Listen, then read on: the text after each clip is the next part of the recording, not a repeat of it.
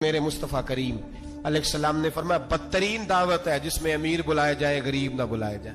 वो बदतरीन दावत हजरत इब्राहिम का तरीका रहा सारी जिंदगी मेहमान नवाजी। एक वक्त ऐसा आया कि अल्लाह ताला ने हजरत इब्राहिम को बहुत ज्यादा माल अता फरमाया।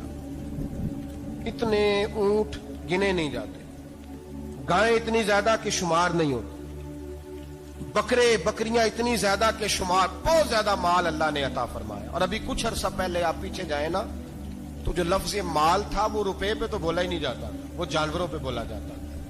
बहुत ज्यादा माल अल्लाह ने दिया, बकरियां, गायें, ऊंट, बैल, बड़ा कुछ। तो रब करीम ने फरिश्तों से फरमाया कि वत्तखज़ल्लाहु इब्राहीम खलीला, इब्राहिम मेरा दोस्त है। तो फरिश्ते कहने लगे या अल्लाह जिसे इतना कुछ दिया जाए उसने दोस्त तो बनना ही होता है, तो नवाजा ही पड़ा है, इतना माल, इतने खेत खलिहान, इतना कुछ। अल्लाह करीम ने फरमाया जाओ आजमाइश कर लो, इम्तिहान ले लो। फरिश्ता इम्तिहान लेने पहुंच गया। हजरत इब्राहिम के जानवर चर रहे हैं चरागाह में, हजरत इब्राहिम भी हैं, गुलाम भी हैं, बहुत बड़ा रेवड़ है। आप तशरीफ फरमाए। एक फरिश्ता आया तो खेत में छुप के बैठ गया और बुलंद आवाज से कहने लगा सुबहान अल्लाह वल्हम्दुलिल्लाह वला इलाहा इल्लल्लाह वल्लाह। ये तस्बीह बड़ी पसंद है, महबूब ने इनकी फजीलत बयान की। अब वो हजरत सैयदना इब्राहिम अलैहिस्सलाम खड़े थे तो वो खेत में बैठ के तस्बीह पढ़ने लगा सुबहान अल्लाह वल्हम्दुलिल्लाह वला इलाहा इल्लल्लाह। हजरत इब्राहिम कहने लगे ये मेरे रब का नाम कौन ले रहा है, बड़ी इसकी मीठी आवाज है, बड़ी कौन है। ढूंढने लगे, घूमते घूमते उसके पास चले गए, फरिश्ता इंसानी शक्ल में। तू मेरे रब का जिक्र कर रहा था? उसने कहा मैं ही कर रहा था। फरमाने लगे यार एक दफा फिर नहीं करता? तो कहने लगा इब्राहिम पहले तो मैं अपनी मर्जी से कर रहा था, तू कहता है तो पैसे लगेंगे, पैसे हैं तो कर देता हूं। हजरत इब्राहिम कहने लगे बोल तू क्या लेगा, मेरे अल्लाह का जिक्र सुनाने का क्या लेगा? कहने लगा जितनी बकरियां आप चरा रहे हैं सारी दे दे तो मैं अल्लाह का जिक्र सुना देता हूं। आपने फरमाया बस जा तेरी सारी हुई, मेरे रब का जिक्र सुना। और फिर शुरू हो गया सुबहान अल्लाह अल्हम्दुलिल्लाह वला इलाहा इल्लल्लाह वल्लाहु अकबर। हजरत इब्राहिम अलैहिस्सलाम कैफ में यार फिर जरा सुना, ना इल्मा विच फसा सानू, तू यार दी गल सुना सानू, जरा दोबारा सुना। मैं फिर सुनाया, एक दफा फिर कहा। फरिश्ता कहने लगा बस जी आपके पैसे पूरे हो गए। हजरत इब्राहिम कहने लगे चल एक दफा और सुना। कहने लगा पैसे लगेंगे, तो क्या लेगा? कहने लगा गाय भैंसे सारी मेरी। फरमाया बस यार इतनी कीमत, तू सुना सही, सारा कुछ ही तेरा। फिर शुरू हो गया सुभान अल्लाह वल्हम्दुलिल्लाह वला इलाहा इल्लल्लाह वल्लाहु अकबर। गायें दे दी, भैंसे दे दी, वो जिक्र सुनाता है। हजरत इब्राहिम कभी मचलते हैं, कभी रोते हैं, कभी आहें भरते हैं, तू मेरे रब का नाम ले रहा है, जरा फिर से ले। कैफ जारी है। कहने लगा बस भाई। हजरत इब्राहिम फरमाने लगे तू और ले ले जो लेना है, मुझे जिक्र सुना। उसने कहा इब्राहिम बकरियां मैं ले चुका, गाय भैंसे मैं ले चुका, ऊंट रह गए, सारे ले लूंगा फिर जिक्र सुनाऊंगा। फरमाया जा तेरा हुआ तू जिक्र सुनाता रहे, मैं देता हूं। दे दिया, कुछ देर जिक्र किया तो अब खामोश हो गया। हजरत इब्राहिम खलीलुल्लाह अलैहिस्सलाम फरमाने लगे जिक्र सुना। कहने लगा इब्राहिम अब तेरे पास देने को क्या है, हर चीज तो मैं ले चुका। आप फरमाने लगे ये गाय भैंसे बकरियां चराने के लिए तुझे कोई नौकर मुलाजिम भी तो चाहिए ना, तो इस तरह कर मुझे रख ले, मैं रोटी नहीं मांगूंगा, खाना नहीं मांगूंगा, तो अल्लाह का जिक्र सुनाता रहना, मैं तेरे जानवरों की नौकरी करता रहूंगा। हजरत इब्राहिम अलैहिस्सलाम ने जब ये कहा ना, फरिश्ते की आंखों में आंसू आ गए। तरदामनी पे शेख हमारी ना जाइए, हम दामन नचोड़ दें तो फरिश्ते वुजू करें। फरिश्ता रो पड़ा और कहने लगा इब्राहिम मुझे सीने से लगाओ, आप वाकई इस काबिल है कि अल्लाह आपको अपना दोस्त बनाए, वाकई इस काबिल है कि रब आपको अपना। हजरत इब्राहिम अलैहिस्सलाम का खुदा से मोहब्बत करने का निराला अंदाज। और मेरे भाई यही मोहब्बत उन्हें मेरे मुस्तफा से भी थी। एक नबी घर बना रहा है, दूसरा बनवा रहा है। हजरत इस्माइल अलैहिस्सलाम पत्थर उठा उठा के ला रहे हैं, जनाब इब्राहिम बना रहे हैं। जब खाना काबा बन गया तो कहने लगे रब्बना वब्अस फीहिम रसूला, ऐ अल्लाह अब इसे बसाने के लिए अपना आखिरी रसूल भी अता फरमा। नबी पाक फरमाते हैं मैं दुआ हूं हजरत इब्राहिम की। पर हजरत इब्राहिम से रब करीम ने फरमाया चल इब्राहिम कोई चीज दे, तो कहा या अल्लाह तीनों ही तेरे नाम पे कुर्बान करता हूं, तेरी हुई सारी, हर शय तेरी। हजरत इब्राहिम ने दीन के लिए, आप शहर बाबुल के करीब पैदा हुए थे, وہاں سے مصر آئے، مصر سے فلسطین آئے، اور فلسطین سے آ کر کے کعبہ آباد فرمایا۔ زندگی سفروں میں گزری۔ سفر ایک تکلیف والی چیز ہے، پر حضرت ابراہیم نے وطن چھوڑ دیا، گھر چھوڑ دیا۔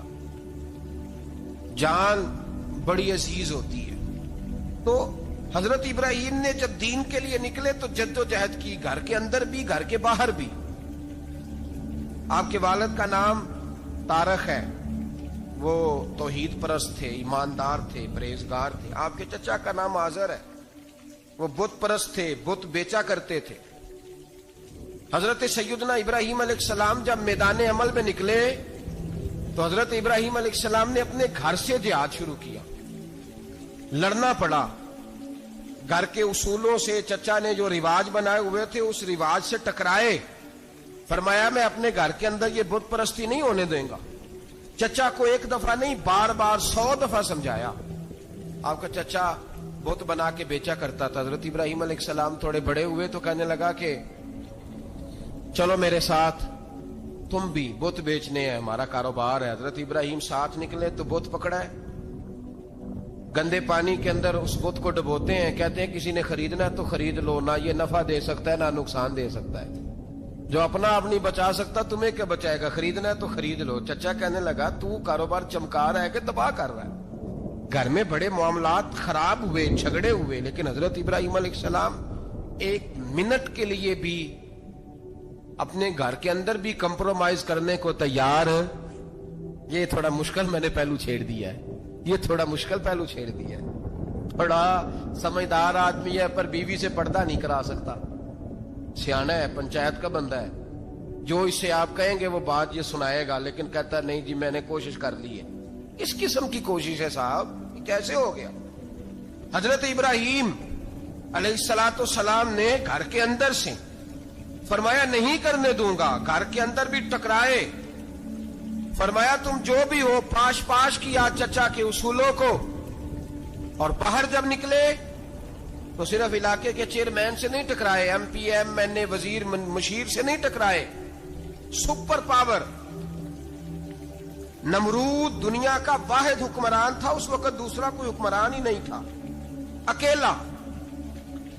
اکیلے حکمران سے جا کر ٹکرائے، کوئی ساتھ فوج نہیں تھی، کوئی ساتھ ان کے طاقت بظاہر دنیا داری کی کوئی نہیں تھی، پر حضرت ابراہیم جا کے ٹکرائے، اور میرے رسول پاک صلی اللہ علیہ وسلم نے سند بیان کی، فرمایا افضل الجہاد کلمۃ الحق عند سلطان الجابر، فرمایا سب سے افضل جہاد یہ ہے کہ تو ظالم بادشاہ کے سامنے کھڑے ہو کے حق بات بیان کر دے، یہ سب سے بڑا جہاد ہے، یہ سب سے افضل الجہاد کلمۃ الحق عند سلطان الجابر، سب سے بڑا جہاد۔ حضرت ابراہیم کھڑے ہو گئے، سپر پاور سے ٹکرائے۔ یہاں ہم لوگ حکمتوں کا شکار ہیں، دیکھیں گے، کریں گے، سوچیں گے، اور مولوی صاحب کو ویسے کہتے ہیں آپ پرہیز کریں سیاسی باتوں سے۔ بھئی اللہ کے ہر نبی نے جا کے وقت کے ظالم حکمران کو لتاڑا ہے، للکارا ہے، یہ تو مشن انبیاء ہے۔ حضرت سیدنا ابراہیم علیہ السلام نے جو اس کو جا کے کہا کہ تو جھوٹ بولتا ہے، تو جھوٹا ہے، تو خدائی کا دعویٰ کرتا ہے، تو بہت بڑا ظالم ہے، اور قرآن مجید نے اس ساری بات کو بیان فرمایا۔ حضرت ابراہیم علیہ السلام سے کہنے لگا میں رب ہوں، تو آپ نے فرمایا میرا رب تو وہ ہے جو زندہ کرتا اور مارتا ہے، تو پھر آپ حق بات بیان کریں گے تو اللہ مارے گا کہ بندہ مارے گا؟ کچھ بھی نہیں ہوتا، کیونکہ زندگی موت کس کے ہاتھ میں ہے؟ اللہ کے ہاتھ میں، زندگی موت اللہ، کچھ بھی نہیں ہوتا۔ انسان صحیح سمت کا تعین کرے اور صحیح چلے۔ حضرت علی شیر خدا سے کسی نے کہا تھا کہ آپ کے بڑی دشمنی ہے، کوئی محافظ رکھ لیں، آپ فرمانے لگے موت خود بہت بڑی محافظ ہے، وقت سے پہلے آتی ہی نہیں، بڑی محافظ ہے، وقت سے پہلے۔ علامہ نورانی رحمت اللہ تعالی علیہ کراچی جیسے شہر میں رہا کرتے تھے، جہاں گام گام پہ خطرہ تھا، لوگوں نے کہا حضرت اتنے بڑے لیڈر ہو، آپ کی جماعت کی 62 سیٹیں ہوئی قومی اسمبلی میں، ایک ایسا وقت بھی آیا تو کوئی ایک آدمی بندوق والا، آپ فرمانے لگے مجھے ضرورت ہی نہیں، اس لیے کہ جس خدا رسول کے لیے میں نکلا ہوں وہ خود ہی حفاظت کرنے والے ہیں، ضرورت نہیں ان چیزوں۔ تو بھائی حضرت ابراہیم ٹکرائے، اور آپ کا انداز کیا ہے؟ جا کے کہا کہ تو نہیں، خدا وہ ہے جو زندہ کرتا اور اس نے ایک بیوقوفوں جیسی دلیل دی. ایک آدمی کو کل پھانسی دینی تھی تو اس کو بلایا, کہنے لگا تجھے کب پھانسی ہے؟ اس نے کہا کل. کہنے لگا جا تجھے آزاد کیا, زندگی دی, اس کو چھٹی دے دی. ایک عام آدمی بیچارہ بیٹھا تھا, اس کو پکڑ کے نا کہنے لگا اس کی گردن اڑا دو. کہنے لگا دیکھ لو میں بھی زندہ کرتا اور مارتا ہوں, وہ جو کل مرنے والا تھا میں نے زندہ کر دیا ہے, اور جس کو پتہ ہی نہیں تھا کہ میں نے مرنا ہے اسے پکڑ کے میں نے مار دیا ہے. یہ بیوقوفوں جیسی دلیل ہے. حضرت سیدنا ابراہیم علیہ الصلوۃ والسلام چاہتے تو اسی وقت دلیل توڑ دیتے کہ تو کیا بیوقوفوں جیسی بات کر رہا ہے, اگر تو زندگی دیتا ہے تو مرے ہوئے میں جان ڈال کے دے جس کو تو نے مارا ہے. لیکن حضرت ابراہیم نے دیکھا کہ بیوقوف ہے, بیوقوفوں سے بحث نہیں ہوتی, دلیل بدل لی جاتی ہے, ان کی عقل کے مطابق بات کی جاتی ہے. حضرت ابراہیم فرمانے لگے میرا رب وہ ہے جو سورج مشرق سے نکالتا ہے اور مغرب میں غروب کرتا ہے. تو اگر رب ہے تو تو مغرب سے نکال کے مشرق میں غروب کر. فبہت الذی کفر, کافر لاجواب ہو گیا, اس کے پاس اس چیز کا کوئی جواب نہیں تھا. علامہ اسماعیل حقی نے خوبصورت فقرہ لکھا ہے, خوبصورت, جان ڈال دی ایک جملہ کہہ کے. حضرت سیدنا علامہ اسماعیل حقی رحمت اللہ علیہ فرمانے لگے چونکہ نمرود بیوقوفوں جیسی باتیں کر رہا تھا, اگر وہ یہ کہہ دیتا نا کہ میں سورج کو نکالتا ہوں مشرق سے, میں غروب کرتا ہوں معاذ اللہ مغرب میں میں نکالتا ہوں, تو آپ اپنے رب سے کہیے کہ وہ مغرب سے نکال کے مشرق میں غروب کرے.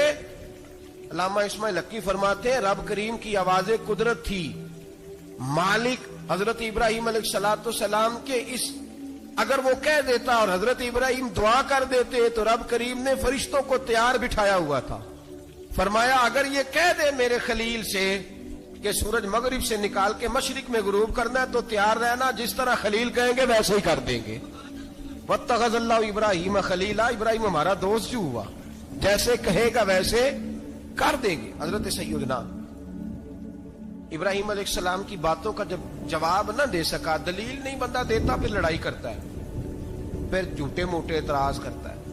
دلیل ختم ہوتی ہے تو لوگ ذاتیات میں اترتے ہیں, کہتے ہیں یہ کھانستا صحیح نہیں, دیکھتا صحیح نہیں. دلیل ختم, اب ذاتیات پہ اترے, کہنے لگے مجھے پتا چلا ہے کہ یہ فلانی جگہ گیا تھا تو وہاں جا کے اس نے اس طرح کیا ہے. پھر لوگ ذاتیات پہ اترتے ہیں, جب دلیل کا جواب دلیل سے نہیں دے پاتے پھر ذاتیات پر اتر کر حملے کرتے ہیں. حضرت ابراہیم کے دلائل کا جواب نمرود نہ دے سکا تو کہنے لگا کہ اس کو آگ میں ڈال دو. قوم گئی ہوئی تھی ساری, آپ نے بات سنی ہوئی ہے, میں نے صرف اشارہ دینا ہے, میلے پہ حضرت سیدنا ابراہیم علیہ السلام نے سارے بت توڑ دیے, کلاڑا بڑے بت کی گردن پہ رکھا. واپس آئے, کہنے لگے بت کس نے توڑے ہیں؟ تو فرمایا اس سے پوچھ لو جس کی گردن پہ کلاڑا ہے. کہنے لگے یہ تو بول ہی نہیں سکتا. تو فرمانے لگے بڑے بیوقوف ہو جو بولتا ہی نہیں, سنتا ہی نہیں, اپنا آپ نہیں بچا سکتا, اس کی پوجا کرتے ہو.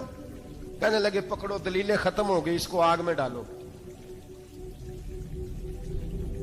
بہت بڑی حویلی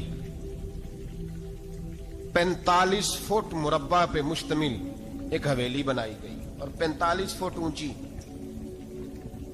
مختلف روایات, علامہ اسماعیل حقی کہتے ہیں کہ 3 مہینے تک نمرود نے کہا کہ اس کے اندر لکڑیاں ڈالو. لوگ پوچھنے لگے کتنی دنیا جلانی ہے؟ کہنے لگا بندہ تو ایک جلانا ہے, پر بندہ بڑا تگڑا ہے, ایک بندہ. 3 مہینے لکڑیاں ڈالی گئیں. اور لوگوں کی جو تہمات ہوتی ہیں نا وہ بڑی عجیب ہوتی ہیں. تہمات میں نے بڑی تفصیل سے رمضان المبارک میں گفتگو کی تھی. بدشگونی, تہمات لوگ لیتے ہیں. اس وقت بھی لوگ تہمات کا شکار ہو گئے. عقیدہ بگڑ جاتا ہے تو وہ عجیب و غریب باتیں کرنے لگتا ہے. تہمات کا شکار ہو گئے. بیبیاں نظر مانتی, میں بیمار ہوں, اگر صحیح ہو گئی تو اتنے من لکڑی دوں گی حضرت ابراہیم کی آگ جلانے کے لیے. ایک عورت لے کے جا رہی ہے لکڑیاں. ایک نیک دل آدمی نے اسے پوچھا کہاں جا رہی ہو؟ کہنے لگی میں نے منت مانی تھی تو حضرت ابراہیم علیہ الصلوۃ والسلام کو معاذ اللہ جلانے کے لیے لکڑیاں لے کے جا رہی ہوں. تو وہ رب کریم کے بندے کہنے لگے تو ڈھونڈتی رہے گی, تجھے وہ جگہ ملے گی نہیں. وہ بی بی کئی مہینے گھومتی رہی, جگہ ہی نہیں ملی جہاں لکڑیاں ڈالنی, ماری گئی. تہمات کا شکار ہوئے بہت سارے لوگ. تہمات کا بھائی, تہمات دین کے اندر منع ہے. تہمات دین میں کوئی نظر ماننا, کوئی کسی بزرگ کے مزار پہ جا کے سالے ثواب کے لیے کوئی چیز ماننا, یہ تو درست ہوا. لیکن غیر شرعی نظریں مان لینا کہ میں آگ کے گرد چکر لگاؤں گا، میں جناب وہاں جا کے یہ والا تماشا کروں گا، میں دھاگا باندھوں گا، میں رسا کاٹوں گا، میں وہاں گندے ہوں سے پانی پیوں گا، ان کی شریعت اجازت؟ یہ توہمات ہیں، بدشگونی ہے، دین میں ان کی کوئی گنجائش؟ آپ نظر ماننے سے پہلے بھی کسی عالم سے رابطہ کریں کہ میں منت مانگنے لگا ہوں تو کیسے ماننی چاہیے کا طریقہ پوچھیں، ایسے ہی غلط چیز کی منت تھوڑی مان لی جائے گی۔ بہرحال آمدام برسرے مطلب حضرت ابراہیم کے لیے آگ جلائی گئی، 45 فٹ اونچی آگ ہے، پرندہ بھی اوپر سے گزرتا ہے تو نیچے گر جاتا ہے جل کے، اتنے دن لگا کے آگ جلائی گئی۔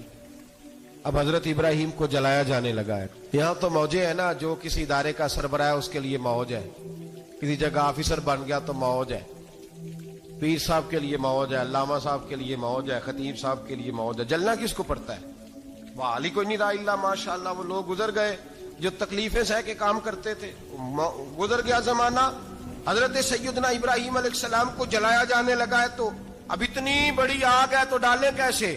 شیطان نے تجویز دی کہ منجنیق بناؤ، منجنیق، بڑے بڑے بانس باندھ کے ان کے نیچے رسا باندھو۔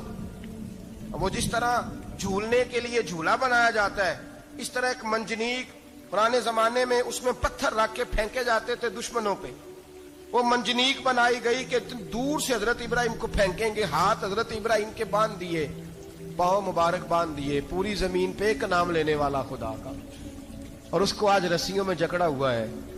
جب پھینکا جانے لگا نا آگ میں تو حوریں رونے لگی، فرشتے تڑپنے لگے، اے اللہ یہ کیا ہونے لگا ہے؟ ایک تیرا خلیل اور وہ بھی آگ میں۔ فرمایا جاؤ جا کے اس سے کہو اگر تمہاری مدد لیتا ہے تو اسے بچاؤ۔ ہوا کا فرشتہ آیا، کہا ابراہیم اگر تو کہے، او بھائی ان چیزوں کو کہانی سمجھ کے نہ سنا کریں، یہ داستان نہیں، یہ وہ طریقے ہیں جو ہمارے رسول نے ہمیں اپنانے کا حکم ارشاد فرمایا ہے، جو عقیدے، یہ وہ نظریات ہیں جو ہمیں اوڑھنے کو کہا گیا، اپنے رب کریم کی رضا پہ راضی رہنے کے یہ وہ خوبصورت مواقع ہیں صوفیاء نے جن کو بنا کر سمجھا کر ہم تک پہنچایا ہے۔ یہ ہے اہل طریقت کی باتیں، وہ کہتے ہیں یار جس حال میں رکھے راضی رہنا ہے۔ حضرت ابراہیم علیہ السلام کو پھینکا جا رہا ہے، فرشتہ آیا، اے اللہ کے خلیل اگر حکم دو تو اتنی ہوا چلاؤں کہ نمرودی جل جائیں سارے، آگ ان پہ پھینک دی جائے۔ آپ نے فرمایا تو جا، تجھ سے مجھے کوئی کام نہیں۔ تھوڑی دیر کے بعد پانی کا فرشتہ آیا، کہا حضور اتنی بارش برساؤں گا کہ آگ بجھ جائے گی۔ فرمایا تو جا، تجھ سے کوئی کام نہیں۔ اب جب منجنیق میں رکھ دیے گئے، آگ میں جانے کا لمحہ ہے، تیاری ہے، حضرت جبریل امین حاضر خدمت ہوئے، کہا ابراہیم کوئی حاجت؟ فرمایا تجھ سے کوئی نہیں۔ کہا چلو مجھ سے نہیں تو رب کریم سے ہی بات کر لو، مجھے پتا ہے میں چھوٹا ہوں، آپ مجھ سے مدد کیوں لوگے، رب کریم سے ہی بات کر لیں۔ تو حضرت ابراہیم کہنے لگے جبریل یہ بتا، رب کو نہیں پتا اس کا خلیل کس حال میں ہے، اسے نہیں پتا میں کس حال میں ہوں، میرے ہاتھ بندھے ہیں، پیر بندھے ہیں آگ میں، اسے نہیں پتا۔ بتایا تو اسے جاتا ہے جسے خبر نہ ہو، تو اگر اسے پتا ہے، اگر وہ جلانے پہ راضی ہے تو میں بھی جلنے کو تیار ہوں، میں تیار ہوں، میں تیار ہوں، اسے کہو ٹھیک ہے۔ حضرت سیدنا ابراہیم علیہ السلام کو منجنیق میں ڈال کے جو پھینکا آگ میں، یا نار کونی بردم و سلاما علی ابراہیم، اللہ نے فرمایا اے آگ میرے ابراہیم پہ ٹھنڈی بھی ہو جا اور سلامتی والی بھی ہو جا۔ حضرت ابراہیم کو دو فرشتوں نے بٹھا دیا زمین پہ، پھول کھلے ہیں، کونپلیں مہک رہی ہیں، کلیاں خوشبو دے رہی ہیں۔ حضرت ابراہیم نے سر سجدے میں رکھ دیا، سبحان اللہ والحمد للہ ولا الہ الا اللہ واللہ اکبر۔ حضرت ابراہیم اللہ کی تسبیح پڑھنے لگے، رب کریم کا شکر بجا لانے لگے۔ نکلے وہاں سے، کچھ دن گزر گئے، نکلے، حکم ہو گیا ابراہیم علاقہ چھوڑ دو۔ حضرت ابراہیم علیہ السلام وہاں سے نکل کے مصر آئے، چچا کے پاس ٹھہرے، انہوں نے اپنی بیٹی جناب سارہ کا نکاح کر دیا۔ کچھ آگے بڑھے تو ایک ظالم بادشاہ سے ٹکرائے، اس نے ایک شہزادی، ایک بادشاہ کی بیٹی قید کی ہوئی تھی، جناب ہاجرہ نام تھا، ان کو قید سے چھڑا کے ساتھ لائے۔ حضرت لوط علیہ السلام بھی ساتھ، یہ 4 لوگوں کا قافلہ چلا، فلسطین میں جا کے پڑاؤ ڈالا، گھر بار چھوڑا، تبلیغ شروع ہوئی۔ حضرت ابراہیم کے گھر میں 2 خواتین ہیں، ایک آپ کی بیوی ہیں، ایک حضرت ہاجرہ ہے، اولاد کوئی نہیں۔ बड़ा मेवा है मीठा। घर वही आबाद होता है जिसमें बच्चे रोते हैं, घर होता ही वो है जिसमें बच्चों की चंचनाहट होती है, भिन बनाहट होती है। हजरत इब्राहिम ने एक बच्चा रोते हुए देखा तो आंखों में आंसू आए, कहने लगे रब्बी हबली मिनस सालिहीन, या अल्लाह मुझे भी नेक औलाद अता कर दे। हजरत सारा ने सुन लिया, कहने लगी इब्राहिम शायद मेरे बतन से तो आपको नसीब नहीं, हाजरा से निकाह कर लो।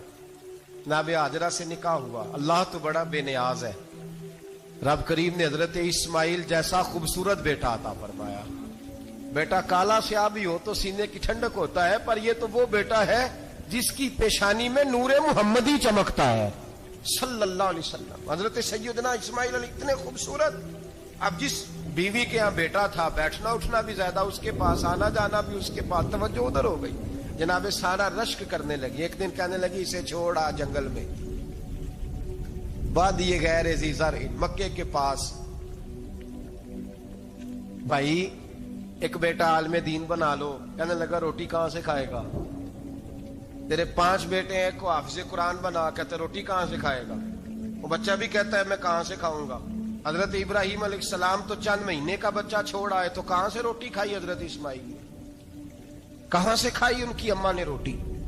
भूखे मर जाते हैं ये सारे। मैं बड़ी जिम्मेदारी से कहा करता हूं कि जितनी खूबसूरत रोटी अल्लाह करीम दीन के खादिमों को अता करता है शायद किसी और के नसीब होती हो, लेकिन हम लोग तवज्जो ही नहीं कर रहे। हमारा शौक ही नहीं बन रहा, हम ये मेहनत ही नहीं कर रहे कि कौम को मुस्तनद उलमा की जरूरत है। इलाकों के इलाके खाली हैं, इधर हमारा मिजाज ही नहीं बन रहा, तवज्जो ही नहीं दीन की खातर। और फिर चले बच्चे तो बात की बात है ना, जो अभी खुद जवान है वो भी तो ये दुआ। एक साहब मुझे कहने लगे मैं दुआ मांग रहा हूं अल्लाह मुझे बेटा दे तो मैं उसे दीन पे लगाऊंगा। तो मैंने कहा आप भी बूढ़े नहीं हुए, आप खुद ही लग जाए। बेटा तो अभी आएगा तो लगेगा ना, तो आप तो इस वक्त है तो आप तो पहले लगे ना साहब। 2 घंटे तो निकाल के आए, दीन सीखने को काफी है। आप इतनी लंबी सोच रहे हैं कि बच्चा आएगा तो बड़ा होगा तो वो जाएगा तो देखी जाएगी। अभी तो आप हैं तो आप तो आओ। हजरत इब्राहिम ने बच्चा वहां छोड़ा। यहां से जो उम्रा करने लोग जाते हैं ना, जो हज करने जाते हैं, उनको पता है कि वहां दुनिया की हर नेमत मिलती है, फिर भी डबल ट्रिपल पैसे लोग जेबों में डाल के जाते हैं। हजरत इब्राहिम जब वहां लेके गए तो कोई इंसान नहीं था, पानी का कतरा नहीं था, 2 किलो खजूरें, एक मशीज़ा। बीवी को थमाया। हमारे घर में हजारों चीजें पड़ी हैं, लेकिन वो जो तवक्कुल है ना वो खत्म हो गया है। अल्लाह देगा, हलाल हलाल पे कनात करे, जायज जायज पे भरोसा करे, रब करीम अता करने वाला है, वो मिजाज खत्म हो गया। हजरत सैयदना इब्राहिम अलैहिस्सलाम 2 किलो खजूरें, एक मिशकीजा पानी का दे करके और वहां बिठाया आपने अपने बच्चे को और अपनी ज़ौजा जनाबे हाजरा को, और बिठा करके ये वापस पलटने लगे तो हजरत हाजरा सलामुल्लाह अलैहा ने आवाज दी, का इब्राहिम किसके सहारे पे छोड़ के जा रहे हैं? जहां आबे जमजम का कुआं है ना, जो लोग गए हैं इन्होंने सफा मरवा की सही की है, सफा मरवा से बाहर निकले ना, सरकार की विलादत का मकाम है, उस जगह पे आबे जमजम का कुआं था। वहां हजरत सैयदना हाजरा को बिठाया, कोई चीज नहीं, कोई दरख्त नहीं, कोई खेत नहीं, कोई पानी नहीं, कोई कुआं नहीं, वहां बिठाया और बिठा करके निकलने लगे तो जनाबे हाजरा फरमाने लगी इब्राहिम किसके सहारे पे छोड़ के जा रहे हो? कहने लगे अल्लाह के सहारे पे।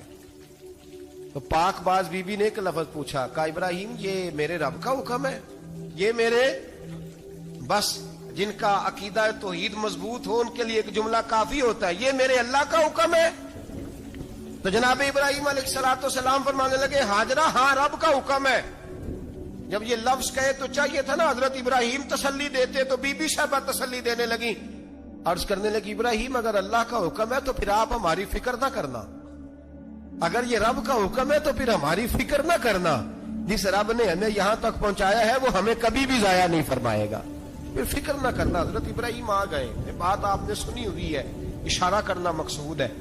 13 साल में चले मान भी लिया जाए बाज रिवायात की रोशनी में कि आते जाते भी रहे, लेकिन मुकम्मल देखभाल अपने बच्चे की परवरिश में पूरा हजरत इब्राहिम अलैहिस्सलाम का किरदार, सारा किरदार माँ का था। मैं जब खवातीन के बारे में को बात करता हूं तो मैं आपको अक्सर कहता हूं कि ये सिर्फ बीवी के लिए हुक्म नहीं होता, ये ट्रेनिंग बेटी को देनी है और बहन को देनी है, یہ تربیت کریں اپنے گھر میں. میں تجربے کی روشنی میں یہ بات عرض کیا کرتا ہوں کہ بھائی بچے باپ کے فرما بردار اس وقت ہوتے ہیں جب اماں انہیں باپ کا فرما بردار کرتے ہیں، اور بچے باپ کے نافرمان بھی تب ہوتے ہیں جب اماں انہیں باپ کا. میں نے اپنے کانوں سے سنا ایک دفعہ ایک بچہ اپنے باپ سے کہہ رہا ہے آپ نے تو ساری زندگی باہر گزار دی، پیسے کمانا کون سا مشکل کام ہے، دکھ سکھ تو سارے اماں نے برداشت کیے، سکولوں میں وہ جاتی تھی، فلانا کام وہ کرتی تھی، فلانا کام. اب یہ سوچ اس کی ذاتی تو نہیں، یہ اس کو دی گئی ہے. اور اگر اس کو یہ سوچ دے دی جائے کہ اماں کہے کہ میں تو اپنوں میں رہی ساری زندگی، میں نے تو اپنوں میں وقت گزارا، اور تیرا باپ تو کئی دفعہ جنازے بھی نہیں پڑھ سکا، نے تو ماں باپ ایسے دفن کر دیے، وہ اگر یہ سوچ فراہم کرے تو پھر بچہ باپ کا فرما بردار ہوتا ہے. اور یہ والی روایتیں ہم بیوی کو سناتے ہیں، حالانکہ کس کو سنانی چاہیے؟ بولیے. بہن اور بیٹی کو. بہن اور بیٹی کو سنائیں یہ باتیں، ان کو سمجھائیں تاکہ آگے جا کے وہ جو گھر ترتیب دیں وہ گھر بڑا عمدہ اور نکھرا ہوا ہو. حضرت سیدنا ابراہیم 13 سال کے بعد آئے، چونکہ گھر میں اللہ تبارک و تعالیٰ کی دوستی کا چرچا تھا، اللہ تبارک و تعالیٰ کی محبوبیت کا غلبہ تھا. 13 سال کے بعد فلما بالغ معہ السعی، بیٹا جب اتنا بڑا ہوا کہ ساتھ چلنے لگا، تو حضرت ابراہیم نے اپنے بیٹے کو بلا کے کہا بیٹا مجھے خواب آئی ہے، میں تجھے ذبح کر رہا ہوں، تیری کیا رضا ہے؟ حضرت اسماعیل کہنے لگے یا ابت افعل ما تؤمر، ابا جی اللہ جیسے حکم دیتا ہے میرے ساتھ ویسے ہی کریں، جیسے اللہ حکم دیتا ہے ویسے ہی، بولیے ویسے ہی کریں. حضرت حاجرہ کو کہا کہ ایک دوست نے دعوت کی ہے تو وہاں جا رہے ہیں. بی بی مطمئن ہے، تفصیلات کی ضرورت نہیں، ختم بات، اعتبار ہے، مطمئن ہو گئی. شیطان پیچھے سے آیا اماں کے پاس. ذرا تھوڑی دیر کے لیے تصور جمائیے،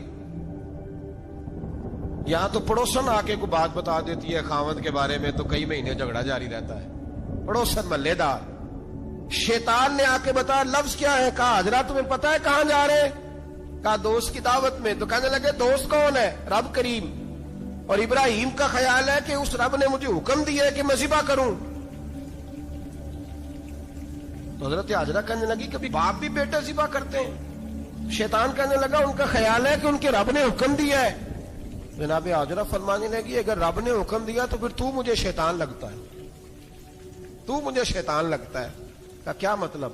فرمانے لگی اگر رب کریم کا حکم ہے تو میرے پاس ایک اسماعیل ہے، اگر 1000 بھی ہوتے میں سارے اللہ کے راستے میں پیش کر دے دیتی. مالک کا ہی تو ہے سارا کچھ، اسی کا ہے، اس میں لیت اللہ کی کیا گنجائش؟ حضرت سیدنا ابراہیم علیہ السلام نے بیٹے کے حلق پہ چھری رکھ بھی دی اور چھری چلا بھی دی، رکھ بھی دی، اور وہ تو اللہ کریم نے فرمایا یا ابراہیم قد صدقت الرؤیا، ابراہیم تو نے خواب سچا کر دکھایا، وہ قیامت تک تیرا نام رہے گا. حضرت ابراہیم نے وطن بھی دیا، جان بھی دی، بیٹا بھی. اللہ کریم نے دمبے دیے، فرمایا یہ فدیہ ہے. اب یہ قربانی قیامت تک حضرت ابراہیم کے طریقے کے مطابق جاری ہے. حضرت ابراہیم بہت بڑے مہمان نواز تھے، بہت بڑے. آپ جب مصر میں قیام تھا تو بڑے بڑے لمبے چوڑے لنگر پکتے تھے، لوگ آیا جایا کرتے تھے، بڑا تفصیل کے ساتھ کھانا ہوتا تھا. مہمان نوازی آپ کی خاص صفت مبارکہ ہے.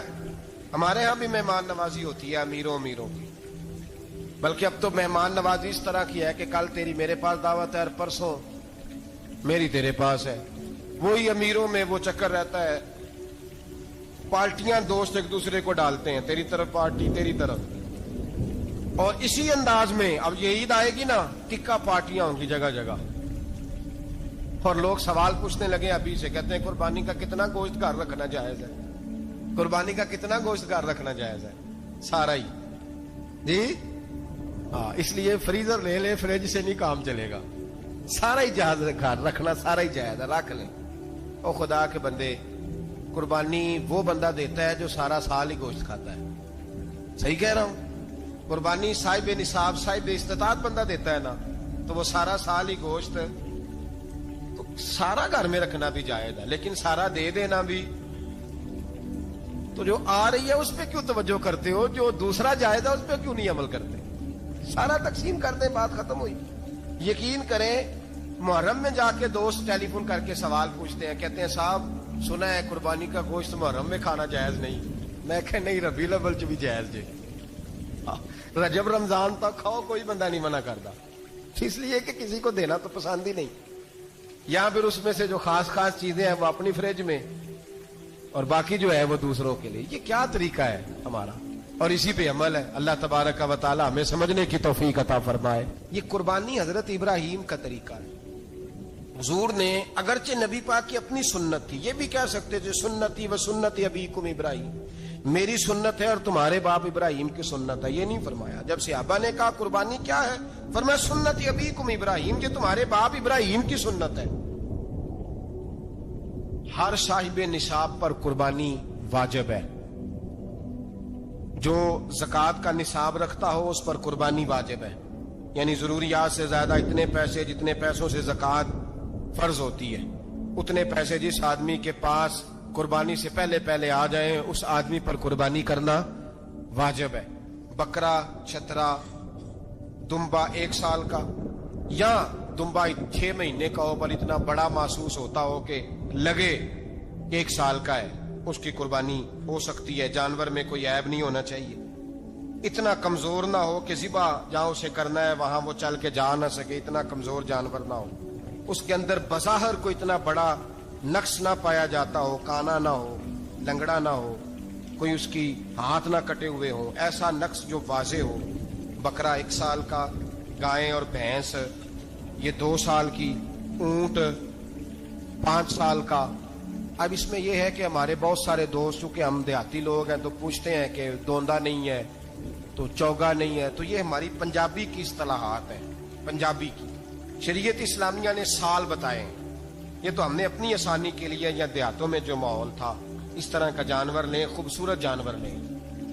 جو نصاب ہے وہ بھی میں نے آپ کو بتایا. لیکن ایک اور پہلو بھی ہے, نبی پاک صلی اللہ علیہ وسلم پہ زکوٰۃ کبھی فرض نہیں ہوئی, کبھی حضور پہ زکوٰۃ فرض نہیں ہوئی. نبی پاک صلی اللہ علیہ وسلم کے پاس اتنا سرمایہ کبھی اکٹھا ہوا ہی نہیں کہ زکوٰۃ فرض ہو. لیکن نبی پاک کے صحابہ فرماتے ہیں کہ مدینے کے 10 سالوں میں اللہ کے رسول نے ہر سال قربانی فرمائی ہے, ہر سال قربانی دی. اور جس سال حضور حج کرنے گئے اس سال اللہ کے نبی نے 63 اونٹ ذبح فرمائے.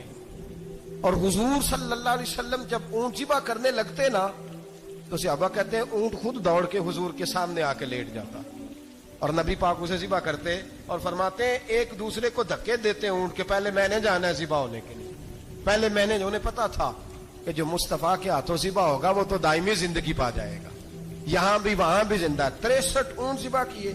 ایک اونٹ میں کتنی قربانیاں ہوتی ہیں؟ 7. اب 63 کو 7 سے ضرب دو گے تو کتنی بنے گی؟ اور پھر نبی پاک صلی اللہ علیہ وسلم نے 10 سال مدینہ منورہ میں قربانی دی, ہر سال. اب وہ 63 اونٹ, ایک اونٹ میں 7 قربانیاں, ہر سال یہاں قربانی. اور مولا علی شیر خدا فرماتے ہیں نبی پاک 2 قربانیاں دیتے. میں نے کہا حضور 2 جانور ذبح کر رہے ہیں آپ, تو حضور نے فرمایا ایک میری طرف سے, ایک میری امت کی طرف سے, غریبوں کی طرف سے. اور حضرت علی کو حضور نے وصیت فرمائی تو 2 دیا کرے گا. یا رسول اللہ صلی اللہ علیہ وسلم میں غلام ہوں, خادم ہوں. حضور نے فرمایا علی ایک تو نے اپنی دینی ہے, ایک میری طرف سے دینی ہے. 2 قربانیاں. مولا علی نے بھی ساری زندگی 2 قربانیاں دی. حضرت علی بھی مال کے نصاب نہیں تھے, اپنا مکان ہی نہیں تھا, کوئی کاروبار نہیں تھا, کئی دن فاقے رہتے تھے, پر قربانیاں کتنی دیتے تھے؟ 2. ہمارے پاس ویسے اگر سسرال میں, میکے میں, کزنوں میں کچھ شادی ہو جائے تو 50-60 ہزار کا خرچہ برابر ہے, وہ پکا ہے. اور قربانی کی باری غریب ہو گئے, سارے غریب ہو گئے, کہتے نہیں یہاں مشکل ہے. اور خدا کے بندے اللہ کے ساتھ تجارت کر, اس کے رستے میں 1 دے گا, رب تجھے 70 گنا اضافہ کے ساتھ عطا فرمائے گا. قربانی مال کے نصاب پہ ہے. کوشش کیا کریں کہ اللہ کے رستے میں جب دینا ہو پھر لیت اللہ سے بچیں, خوبصورت جانور لائیں. جن کو اللہ نے توفیق دی ہے ان کے لیے نصیحت ہے, جن کو اللہ نے توفیق دی. میں نے اپنے حضرت صاحب کو دیکھا ہے, وہ کہتے تھے کئی جانور اللہ نے بڑا نوازا ہے. کہتے ایک میرا ہے, ایک میرے ماں کا, ایک میرے باپ کا ہے, ایک میرے فلاں استاد صاحب کا, ایک میرے پیر صاحب کا ہے. یہ جانور غوث اعظم جیلانی کا نام کا دے رہا ہوں. اور پھر ایک بڑا خوبصورت جانور بندہ ہوتا اور حضرت خود ان کو چارہ ڈال رہے ہوتے. تو حضور یہ کیا ہے؟ فرمانے لگے یہ میں رسول اللہ کے نام پہ قربان کروں. یہ نبی پاک کے نام پر قربان کیا جائے گا. جن کو اللہ نے حیثیت دی ہے وہ کوشش کریں اپنے محبوب کی طرف سے بھی قربانی کریں. نبی پاک کے نام کی قربانی دے, خوبصورت سا جانور پیارا, پھر اس کی خدمت ہو, پھر اس کی قربانی دی جائے اور نبی پاک کے نام پر قربانی دی جائے. حضور نے خود وصیت فرمائی حضرت ابو بکر صدیق کو, قربانی بڑا حسین عمل ہے. اور میرے نبی پاک صلی اللہ علیہ وسلم نے ناراضگی بھی فرمائی, ذرا خوگر حمد سے تھوڑا سا گلا بھی سن لے. میرے حبیب نے فرمایا جو طاقت کے باوجود قربانی نہ کرے وہ ہماری عیدگاہ میں عید کی نماز پڑھنے نہ آئے, وہ نہ آئے. اور یا رسول اللہ جو کرے گا, فرمایا قربانی کے جانور کا خون کا قطرہ بعد میں زمین پہ گرے گا, اللہ اس کے سارے گناہ پہلے معاف فرما دے گا, اللہ اس کے سارے گناہوں کو بخشے گا. قربانی کریں, خوبصورت انداز میں کریں, اللہ کی رضا کے لیے. بزرگوں نے لکھا ہے 3 حصے کرو گوشت کے, ایک گھر میں رکھو, ایک رشتہ داروں میں بانٹو, پڑوسیوں میں بانٹو, اور تیسرا فقط غریبوں کو دو. لیکن میں اکثر یہ سوچتا ہوں کہ ہمارے ہاں قربانی کرتا ہی وہ ہے جن کے گھر میں ہر جمعرات کو چھوٹا گوشت پکتا ہے, اور جن کے گھر میں ہفتے میں 3 دفعہ مرغی کا گوشت پکتا ہے, وہی تو قربانی دینے کے قابل ہوتے ہیں. تو وہ بھی اگر قربانی کے بکرے میں سے بھی تیسرا رکھنا چاہیں تو اجازت تو ہے, میں نے کہا سارا رکھنے کی بھی اجازت ہے. لیکن اگر آپ مہربانی کریں, کوشش کریں کہ یار ہم تو سارا سال ہی کھاتے ہیں, اور ہمارے یہاں جو گوشت تقسیم ہوتا ہے نا وہ بھی باری لگی ہوئی ہے, ادھر سے پلیٹ آئی تھی گوشت کی تو ادھر سے بھر کے چلی گئی. بھئی اس نے کی ہے, اس کو بار بار گوشت دینے کا کیا مطلب ہے؟ آپ یہ دیکھیں عزیزوں میں, رشتہ داروں میں, اور میں اگر تھوڑا سا آپ کی توجہ کرانے میں کامیاب ہو جاؤں تو سفید پوش لوگوں کو دیکھیں. کچھ سفید پوش ہیں, سفید پوش جن کے اوپر قرضے ہیں, بیماریوں نے جکڑ لیا ہے, گھر میں بڑے بڑے سخت مریض آ گئے ہیں. سفید پوش پہلے دیا کرتے تھے, آپ ان سے پوچھتے ہیں صاحب قربانی, تو بات کو ٹالتے ہیں. وہ کہتے ہیں سوچ رہا ہوں کوئی حصہ ڈال جائے. پردہ پوشی کرتے ہیں, کہتے ہیں کہیں حصہ رکھا ہوا, پردہ پوش. اکثر وہ لوگ قربانی نہیں دے پاتے, اکثر دیا کرتے تھے اب نہیں دے پا رہے. کیوں؟ اس لیے کہ مشکلات ایسی آ گئیں. ان لوگوں کا خیال